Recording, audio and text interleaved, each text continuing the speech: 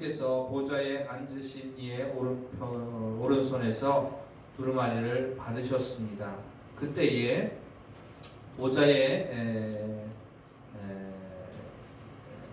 둘러서 있던 네 생물과 24장로들이 그 두루마리를 받으신 어린 양 앞에 엎드리게 되죠. 그리고 각각이 가진 것이 있는데 검은 고와 향이 가득한 금대접을 가졌다, 이렇게 표현하고 있습니다.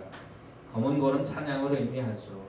향이 가득한 금대접의 그 향은 성도들의 기도라고 표현을 합니다. 그러니까 찬양과 기도가 어린 양 예수 그리스도께 돌려지게 되는 것을 봅니다. 12절 말씀에도 그들이 찬양한 내용이 뭐냐면, 죽임을 당하신 어린 양은 능력과 부와 지혜와 힘과 존귀와 영광과 찬송을 받으시기에 합당하도다. 하나님은 찬송을 받으시기에 합당하죠. 찬양받기에 합당하신 주님.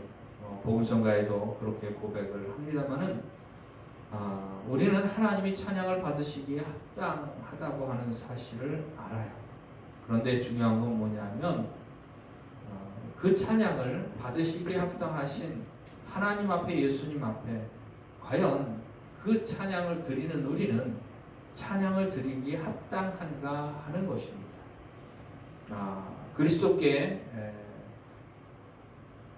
검은 고와 향이 가득한 금대접, 결국 기도와 찬양인데, 오늘날 많은 사람들이 하나님께 예수님을 통해서 하나님께 드려지는 기도, 바로 그 기도도 기도 같지 않은 기도들이 얼마나 많습니까? 그리고 찬양 같지도 않은 찬양들이 얼마나 많습니까? 기도도 하나님이 들으셔야 기도가 되는 겁니다. 찬양도 하나님이 받으시고 기뻐하셔야 찬양다운 찬양이 되는 것이죠.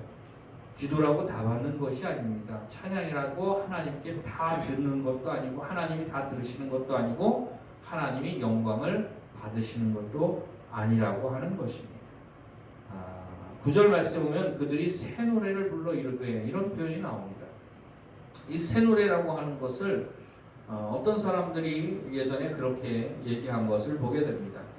옛날에 만든 찬양도 있고 요즘 현대시대에 새로 만든 찬양도 있는데, 바로 그렇게 새롭게 지어진 찬양을 의미하는 거다. 특별히 복음성가를 새로 지어서 부르는 많은 사람들이 그렇게 얘기들을 했던 것을 보게 됩니다.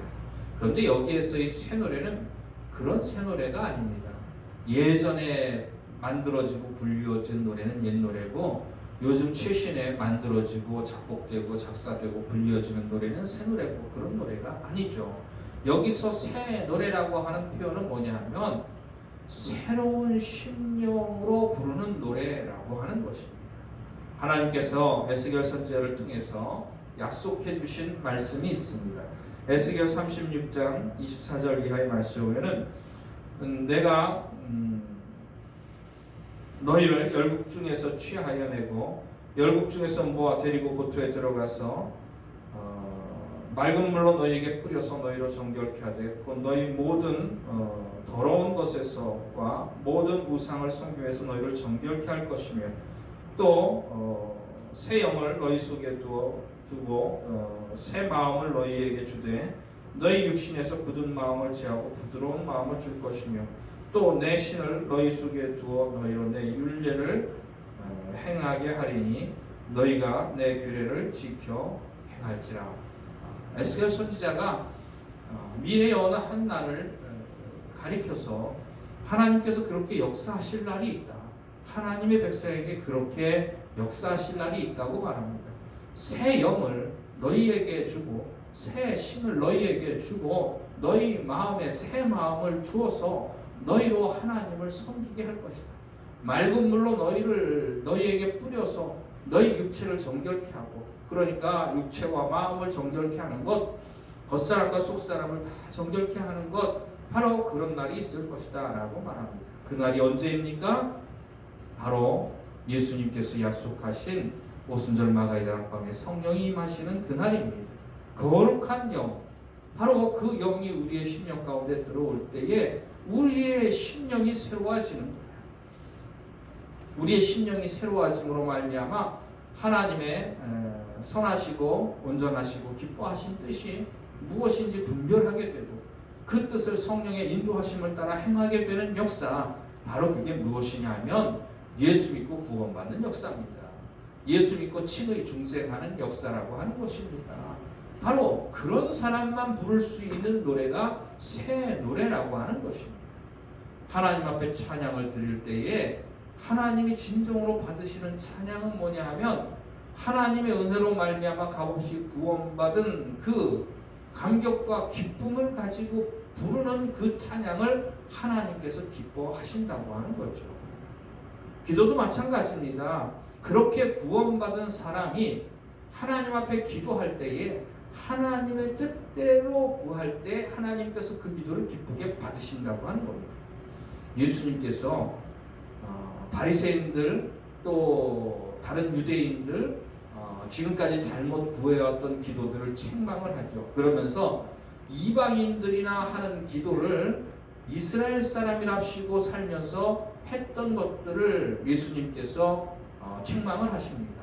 그러면서 그렇게 기도하지 말라고 말씀하시죠. 그리고 난 다음에 예수님께서 제자들에게 너희는 이렇게 기도하라 라고 말씀하시면서 주기도문을 가르쳐 주셨습니다.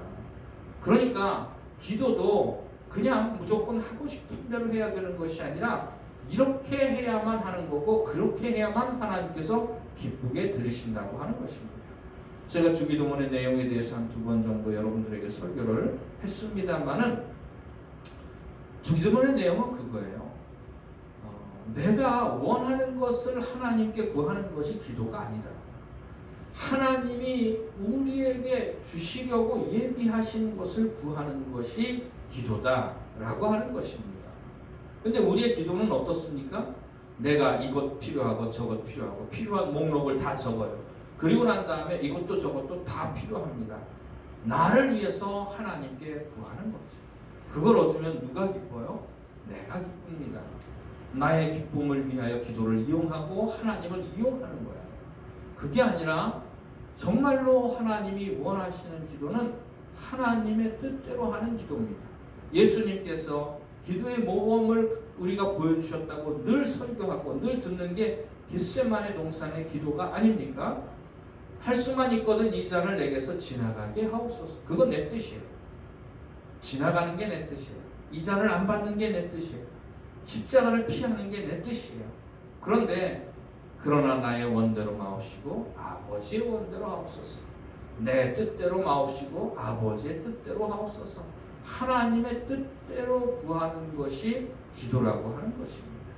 그러니까 찬양도 기도도 다 하나님이 원하시는, 하나님이 기뻐하시는, 하나님이 들으시는 기도가 되어야 되고 받으시는 찬양이 되어야 되는데 찬양도 정말로 구원받은 새로운 심령으로 부르는 새 노래가 되어야 되고 기도도 하나님이 우리에게 주시려고 예비해 놓으신 것들을 구하는 것이 기도예요. 웨슬리는 그렇게 얘기합니다. 기도라는 것은 사실 하나님을 움직이는 것이 아니라 내가 변화되는 것이다. 우리는 기도를 통해서 누구를 움직이려고 해요? 하나님을 움직이려고 합니다. 그러나 기도는 하나님을 움직이는 것이 아니라 내가 변화되어 하나님의 뜻에 맞는 사람으로 바뀌는 것, 바로 그것이 기도라고 하는 것입니다. 오늘 우리가 읽은 말씀을 여러분들 마음속에 새길 수 있기를 바랍니다. 얼마나 신앙생활이 많이 오염이 되었는지 기도다운 기도도 찬양다운 찬양도 찾아보기 어려운 시대가 되었고 오히려 하나님을 이용해서 부자 되는 것을 간증하는 것을 자랑하고 좋아하고 또 그것을 듣는 사람들이 부러워하고 하나님을 이용해서 자기 뜻을 이룬 것 가지고 그것을 인생에 성공했다고 착각하고 자기 흥에 겨워서 부르는 찬양을 가지고 하나님이 기쁘게 받으실 거라고 생각을 하고 마음을 흡족하게 여기는 그런 잘못된 것들 분별할 수 있는 능력이 있어야 할 줄로 믿습니다. 아무쪼록 하나님의 역사로 말미암아 이 모든 것의 시작이 구원으로부터 시작되어집니다. 내가 믿습니다, 구원 받았습니다 고백하는 것이 아니라 하나님께서 전적으로 역사하셔서 내 안에 믿음 주시고 구원받은 확신 주시고 새 사람으로 거듭나게 하시는 역사, 그런 직접적인 하나님의 역사를 오늘 이 시대 가운데에도 많은 사람들이 체험을 하는 귀한 은혜가 있기를 원합니다. 그런 심령 가운데에서 참으로 찬양다운 찬양, 기도다운 기도가 하나님 앞에 올려지는 그런 축복이 이 세대 가운데에 또한 저와 여러분 가운데에 회복되어지는 은혜가 있기를 주의 이름으로 축원을 드립니다. 기도드리시겠습니다.